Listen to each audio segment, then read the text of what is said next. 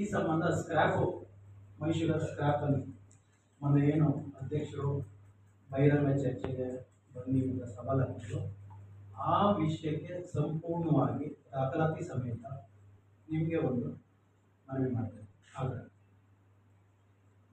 ಮೊದಲನೇದಾಗಿ ಮೈಸೂರು ಸಕ್ಕರೆ ಕಾರ್ಖಾನೆಯಲ್ಲಿ ಆಡಳಿತ ಮಂಡಳಿ ಸಭೆಯನ್ನು 8/10/2025ರಲ್ಲಿ ಸಭೆ ಮಾಡಿ ನಿರ್ಣಯಿಸಿದ್ದೀವಿ ಅಂತ ಹೇಳಿದ್ದಾರೆ. ಅದ್ರ ಜೊತೆಗೆ ನಾನು ಒಂದೊಂದು ದಾಖಲಾತಿಯನ್ನು ನಿಮ್ಗೆ ಕೊಟ್ಟಿದ್ದೀನಿ. 8/10 ಏನು ಸಭೆ ನಡೆದಿದೆ ಆ ಸಭೆಯಲ್ಲಿ ಸ್ಪಷ್ಟವಾಗಿ ಹೇಳಿದ್ದಾರೆ. ಏನಂತ ಹೇಳಿದ್ದಾರೆ ಅಂದರೆ, ಕಂಪನಿಯ ಆವರಣದಲ್ಲಿರುವ ಅನುಪಯುಕ್ತ ವಸ್ತುಗಳು ಮಾತ್ರ, ಎಲ್ಲೂ ಬಿ ಮಿಲ್ ಅಂತಿಲ್ಲ, ಎಲ್ಲೂ ಬಿ ಮಿಲ್ನ ಅವರು ಇಟ್ಟೇ ಇಲ್ಲ. ಬಿ ಮಿಲ್ ಯಾಕೆ ಕೊಟ್ಟಿದ್ರು? ಇದು ಒಂದು ಸಾರ್ವಜನಿಕ ವಲಯದಲ್ಲಿ ಮತ್ತೆ ನಮಗೂ ದಾಖಲಾತಿ ನಮ್ಮ ಹತ್ರ ಇಟ್ಕೊಂಡು ನಮಗೂ ಒಂಥರ ಪ್ರಶ್ನೆ. ಇಷ್ಟು ರಾಜಾರೋಷವಾಗಿ ಇಷ್ಟು ಡ್ರಾಮಾ ತರೀತಿದೆ, ಅದಕ್ಕೆ ಇದ ಒಂದು ಉದಾಹರಣೆ. ನಂತರ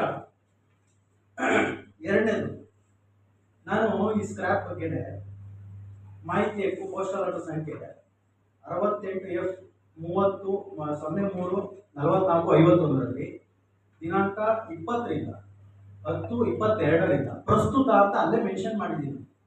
ಪ್ರಸ್ತುತ ಸಾಲಿನವರೆಗೂ ನೀವು ಸ್ಕ್ರ್ಯಾಪ್ನ ಪರಿಶೀಲನಾ ವರದಿ ಅಂದರೆ ಮೂರನೇ ವ್ಯಕ್ತಿ ಪರಿಶೀಲನಾ ವರದಿ ಸರ್ಕಾರದಿಂದ ಅನುಮತಿ ತಗೊಂಡಿರೋದು, ಅಭಿವೃದ್ಧಿ ಕಬ್ಬು ಅಭಿವೃದ್ಧಿ ಆಯೋಗದಿಂದ, ಅದ್ರ ಬಗ್ಗೆ ನೀವೇನಿದೆ ಅದನ್ನ ಪ್ರತಿಗಳನ್ನ ನಮ್ಗೆ ಕೊಡಿ ಅಂತ. ಆದರೆ ನಿವೃತ್ತ ಅಧಿಕಾರಿನ ಆಡಳಿತ ಅಧಿಕಾರಿಗೆ ಮಾಡಿದ್ದಾರೆ, ಅದೇ ಕಾನೂನು ಬಾಹಿರ. ಆದರೆ ಅವ್ರ ಎಂಡಾರ್ಸ್ಮೆಂಟ್ ಏನು ಕೊಟ್ಟಿದ್ದಾರೆ ಅಂದರೆ 20/10/2022ರಿಂದ 19/11/2025 ನಾವು ಯಾವುದೇ ಇದನ್ನ ಸ್ಕ್ರಾಪ್ ಬಗ್ಗೆ ನಾವು ವ್ಯವಹಾರ ಮಾಡಿಲ್ಲ ಅಂತ ಕೊಟ್ಟಿದ್ದಾರೆ. ಆದರೆ ಯಾವಾಗ ಕೊಟ್ಟಿದ್ದಾರೆ ಅಂದರೆ 22/5/26 ಕೊಟ್ಟಿದ್ದಾರೆ. ನಾನು ಮೊದಲೇ ಹೇಳಿದ್ದೀನಿ ಅವ್ರಿಗೆ ಪ್ರಸ್ತುತ ಅಂತ. ಮೊದಲೇ ಹೇಳಿದ್ಮೇಲೆ ಅವ್ರು ಎಲ್ಲಿವರೆಗೆ ಎಂಡಾರ್ಸ್ಮೆಂಟ್ ಕೊಡ್ತಾರೆ ಅಲ್ಲಿವರೆಗೆ ಮಾಹಿತಿ ಕೊಡಲೇಬೇಕು. ಇದನ್ನ ಮುಚ್ಚಿಡ್ತಾ ಇದ್ದಾರೆ ಅಂದರೆ ಭ್ರಷ್ಟಾಚಾರ ಮಾಡಲೇಬೇಕು ಅನ್ನೋ ಉದ್ದೇಶಕ್ಕೆ ಮುಚ್ಚಿಡ್ತಾರೆ. ಪಾಯಿಂಟ್ ನಂಬರ್ 3, ಇವರು ಯಾವುದೇ ಕಾರ್ಖಾನೆಯಲ್ಲಿ ಒಂದು ಸಮಿತಿ ಮಾಡಬೇಕು, ಸ್ಕ್ರಾಪ್ ಡಿಸ್ಪೋಸ್ ಮಾಡಬೇಕು ಅಂದರೆ ಒಂದು ಸಮಿತಿ ಮಾಡಬೇಕು. ಆ ಸಮಿತಿಲಿ ಎ ದರ್ಜೆಯ ನೌಕರ ಇರಬೇಕು, ಅಟ್ಲೀಸ್ಟ್ ಎ ದರ್ಜೆಯ ನಿವೃತ್ತ ನೌಕರ ಇರಬೇಕು. ಸರ್ ಯಾರು ಇಲ್ಲ ಅಲ್ಲಿ. ಒಬ್ಬ ಕುಮಾರಸ್ಥ ನೌಕರನ ಚೇತನ್ ಕುಮಾರ್ ಅನ್ನೋರನ್ನ ಇಟ್ಕೊಂಡು ಅವರು ಸೈನ್ ಹಾಕಿಲ್ಲ, ಡಿಸ್ಪ್ಯಾಚ್ಗೆ ಗೇಟ್ ಪಾಸ್ ಸೈನ್ ಹಾಕಿಲ್ಲ ಅವರು. ಈ ರೀತಿ ಒಟ್ಟಾರೆ 80,000 kg ಒಳಗಡೆ ಡಿಸ್ಪ್ಯಾಚ್ ಮಾಡಿದ್ದಾರೆ ಅಂದ್ರೆ ಇದು ದೊಡ್ಡ ಕಾನೂನು ಬಾಹಿರ. ಇದು ಇಡೀ ಮಂಡ್ಯ ಜಿಲ್ಲೆ ಜನತೆ ಇದ್ರ ಪರವಾಗಿ ಎಲ್ಲ ಸಂಘ ಸಂಸ್ಥೆಗಳು ಪಕ್ಷ ಭೇದ ಮರೆತು ಇದು ಕೈ ಜೋಡಿಸ್ಬೇಕು ಈ ವಿಷಯಕ್ಕೆ. ಪಾಯಿಂಟ್ ನಂಬರ್ 4, ಇವರು ಏನು ನಮ್ಮ ಮೂರನೇ ವ್ಯಕ್ತಿ ಪರಿಶೀಲನೆ ಅದು ಕೊಟ್ಟಿಲ್ಲ, ಮತ್ತೊಂದು ಕೊಟ್ಟಿಲ್ಲ. ಮತ್ತೆ ಕೃಷಿ ಸಚಿವರು, ಸ್ವತಃ ಕೃಷಿ ಸಚಿವರೇ ಸ್ಕ್ರಾಪ್ ಬಗ್ಗೆ ದೂರು ಕೊಟ್ಟ, ಅವರಿಗೆ ಏನು ದೂರು ಕೊಟ್ಟಿದ್ದಾರೆ ಶಿವಕುಮಾರ್ಗೆ ಹಿಂಬರ ಕೊಡಬೇಕು ಅಂತ ಕೃಷಿ ಸಚಿವರೇ ಲೆಟರ್ ಹಾಕಿದ್ರು. ಆ ಲೆಟರ್ ನಿಮಗೆ ಕೊಟ್ಟಿದ್ದೀನಿ ನಾನು. ಆ ಲೆಟರ್ ಇವತ್ತುವರೆಗೂ ಯಾವುದೇ ರೀತಿಯಾದಂತಹ ಹಿಂಬರವನ್ನು ಮೈಸೂರು ಸಕ್ಕರೆ ಕಾರ್ಖಾನೆಯ ವ್ಯವಸ್ಥಾಪಕ ಪ್ರಭಾರಿ ವ್ಯವಸ್ಥಾಪಕರ ನಿರ್ದೇಶಕರು ಕೊಟ್ಟಿಲ್ಲ. ಈಗ ನಿಕಟಪೂರ್ವ ಅಧ್ಯಕ್ಷರಾದಂತ ಸಿ.ಡಿ. ಗಂಗಾಧರ್ ಕೊಟ್ಟಿಲ್ಲ. ಈ ರೀತಿ ಮಾಡ್ಕೊಂಡು ಮೈಸೂರು ಕಾರ್ಖಾನೆಯಲ್ಲಿ ಅಧೀನ ಕಾರ್ಯದರ್ಶಿಯವರು ಲೆಟರ್ ಹಾಕಿದ್ದಾರೆ 27/1/2026ರಲ್ಲಿ ಅವರಿಗೆ ಸ್ಕ್ರಾಪ್ ಬಗ್ಗೆ ಏನು ಉತ್ತರ ಕೊಡಿ ಅಂತ. ಅದಿಲ್ಲ. ಆಮೇಲೆ ಯಾರು ಇವರು ಕೊಟ್ಟಿದ್ದಾರೆ ಉಪ ಕಾರ್ಯದರ್ಶಿಯವರು, ಅದಕ್ಕೂ ಕ್ಲಾರಿಫಿಕೇಶನ್ ಇಲ್ಲ.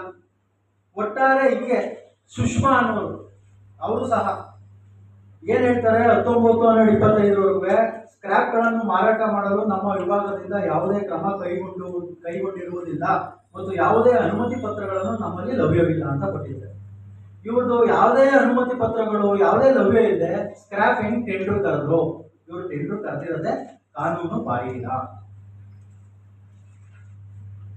ನಿಮಗೆ ಎಷ್ಟು ಒಟ್ಟಾರೆ ಎಷ್ಟು ಟನ್ ಹೋಯ್ತು ಅಂತಾನು ಹೇಳಿದ್ದೀನಿ. ಬೇಕಾದ್ರೆ ಲಾರಿ ಸಂಖ್ಯೆನೂ ಸುಧಾ ನಿಮಗೆ ಅಲ್ಲೇ ಹಾಕಿದ್ದೀನಿ 1 by 1 ಯಾವ್ಯಾವ ಇದ್ರಲ್ಲಿ ಹೋಗ್ತು ಅಂತ. 19/5/2026ರಿಂದ 26/5/2026ರವರೆಗೆ ವಾಹನಗಳು ಸಂಖ್ಯೆ K 1955 53 37 K 11 25 59 AP 28 TP 15 70 K 16 64 23 ಮತ್ತೆ ಕೆ 19 53 37 ಇಷ್ಟು ವಾಹನ ಸಂಖ್ಯೆಗಳಲ್ಲಿ ಇವರು 26ರವರೆಗೆ ಸಾಗಿಸಿರೋದು ಎಷ್ಟು 52,360 ಕೆಜಿ. ಆದ್ರೆ ಈವರೆಗೆ 79,000 ಕೆಜಿ. ದಯಮಾಡಿ ಇದನ್ನ ಇಷ್ಟು ಪ್ರಮಾಣದ್ದು ಕನಿಷ್ಠ ನಾವು 34 ರೂಪಾಯಿ ಅಂದ್ರೆ ಈಗ ಆಲ್ರೆಡಿ 2 ಕೋಟಿ ಮಾಲ್ ಹೊರಟಾಗಿದೆ. ಅವ್ರು 4 ಕೋಟಿ 10 ಲಕ್ಷಕ್ಕೆ ಬಿ ಮಿಲ್ ಮುಟ್ಟೇ ಇಲ್ಲ. ಇನ್ನ ಬಿ ಮಿಲ್ನ ಮುಟ್ಟೇ ಇಲ್ಲ. ದಯಮಾಡಿ ಈ ಬಗ್ಗೆ ಅಧ್ಯಕ್ಷರು ಎಲ್ಲೇ ಕರೆದ್ರು ಎಂದು ಎಲ್ಇಡಿ ಹಾಕ್ಸಿ ನಿಮ್ನೆಲ್ಲ ಕರೆದು ಜಿಲ್ಲಾ ದಂಡಾಧಿಕಾರಿಗಳನ್ನೇ ನ್ಯಾಯಾಧೀಶರಾಗಿ ಮಾಡಿ ಚರ್ಚೆ ಕರೆದ್ರೆ ಕಂಠಾಘೋಷವಾಗಿ ನಾನು ಬರೋಕ್ಕೆ ರೆಡಿ ಇದ್ದೀನಿ.